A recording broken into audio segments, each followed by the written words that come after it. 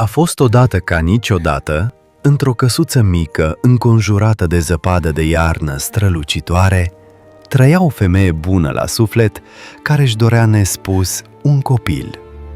Văzându-i tristețea, o vecină prietenoasă i-a dăruit o sămânță magică învelită într-o pânză călduroasă. Plantează într-un ghiveci de flori, I-a spus vecina cu un zâmbet tainic. În acea seară, în timp ce fulgii de zăpadă dansau dincolo de fereastră, femeia a plantat sămânța. A doua dimineață se întâmplase ceva extraordinar. O plantă frumoasă crescuse peste noapte, iar bobocul ei avea forma unei lalele alb ca zăpada. Oh, ce minunată este! A șoptit femeia sărutând ușor floarea. La atingerea ei, petalele s-au deschis încet, iar înăuntru stătea o fetiță minusculă, nu mai mare decât un deget mare. And inside sat a tiny girl, no bigger than a thumb. Delicată și strălucind blând ca o stea de iarnă. Te voi numi Degețica. A spus femeia cu inima în sfârșit încălzită. Degețica a adus lumină în casa femeii toată iarna. Dormea într-o coajă lustruită de nucă, căptușită cu bumbac moale. Ziua plutea într-o farfurioară cu apă, ca și cum ar fi patinat pe un iaz înghețat, folosind o frunză de lalea drept barcă. Dar, pe măsură ce iarna se topea și primăvara începea să trezească lumea, s-a întâmplat ceva neașteptat. Într-o noapte de primăvară timpurie, când luna strălucea prin fereastră, o broască râioasă mamă a sărit înăuntru din grădina care se dezgheța. A aterizat lângă Degețica, care dormea liniștită. Ce mireasă minunată va fi pentru fiul meu! A orăcăit broasca. Fără niciun alt sunet, a apucat-o pe Degețica și a dus-o afară pe malul râului. A așezat-o pe o frunză mare de nufăr. O vom ține aici până pregătim nunta. I-a spus fiului ei, neîndemânatic. Nu poate scăpa din mijlocul râului. Când Degețica s-a trezit în lumina caldă a soarelui de primăvară, s-a trezit plutind pe râu, nu în coaja ei confortabilă de nucă.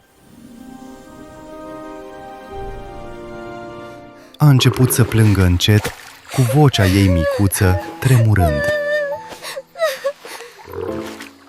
Broaștele au ignorat lacrimile ei, dar peștișorii de sub apă i-au auzit tristețea.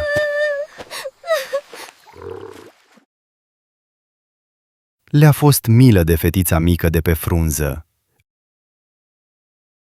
Împreună au ros tulpina nufărului până când aceasta s-a rupt. Frunza a plutit mai departe, purtând-o pe Degețica în josul râului, spre frumoasele zile timpurii de primăvară. A plutit prin primăvara târzie și începutul verii, mâncând fructe de pădure sălbatice, ascultând păsările și admirând fluturii. Dar pe măsură ce vara se apropia de sfârșit, hrana devenea tot mai puțină, iar zilele se răceau. Într-o zi friguroasă, Degețica s-a ghemuit sub o ciupercă chiar când primii fulgi de zăpadă au început să cadă. Un șoricel de câmp prietenos care aduna lemne pentru iarnă a zărit-o. Oh, sărmana mea dragă, trebuie să vii acasă cu mine, a spus ea. Degețica a urmat-o recunoscătoare într-o vizuină caldă și primitoare. A petrecut iarna în siguranță sub pământ, ajutând șoricelul la treburi și încălzindu-se lângă foc. Curând, vecinul bogat al șoricelului, domnul Cârtiță, a devenit un vizitator frecvent. O admira pe Degețica și a hotărât repede că ar fi o soție potrivită. La începutul primăverii, domnul Cârtiță i-a invitat să-i viziteze casa. Mergând prin tunelul lui, au găsit o rândunică rănită, zăcând nemișcată. Sărmana micuță, nu-ți face griji, suntem aici acum, trebuie să-l ajutăm. Este atât de slăbit. Nu-i da atenție, a spus cârtița. Este fără speranță. Dar Degețica a rămas în urmă și a îngrijit pasărea în secret. În toate nopțile reci de iarnă, i-a adus hrană și căldură. Când soarele de primăvară a ajuns în cele din urmă în tuneluri, Rândunica și-a recăpătat puterile și a zburat înapoi spre cer. A rugat-o pe Degețica să plece cu el, dar ea a spus nu. Nu-și putea părăsi prietena, șoricelul de câmp. Șoricelul de câmp și domnul Cârtiță au plănuit o nuntă pe care Degețica nu și-o dorea.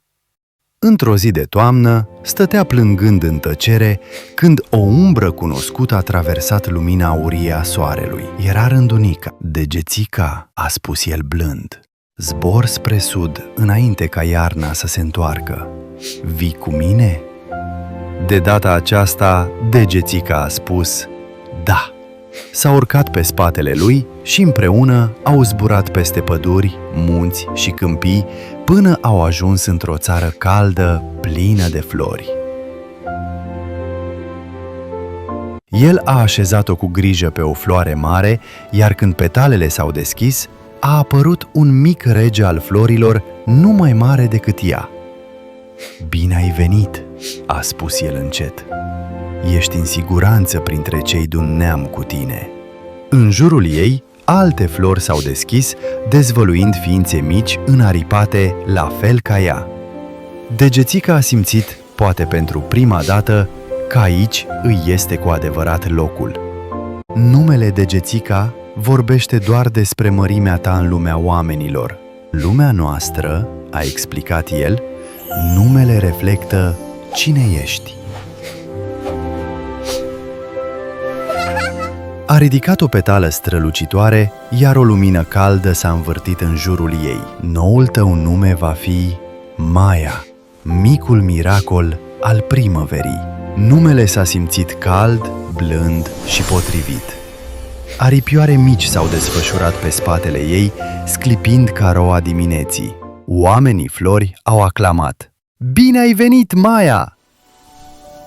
Și din acel moment nu a mai fost Degețica fata rătăcită, ci Maia, zâna care și-a găsit în sfârșit adevărata casă printre flori.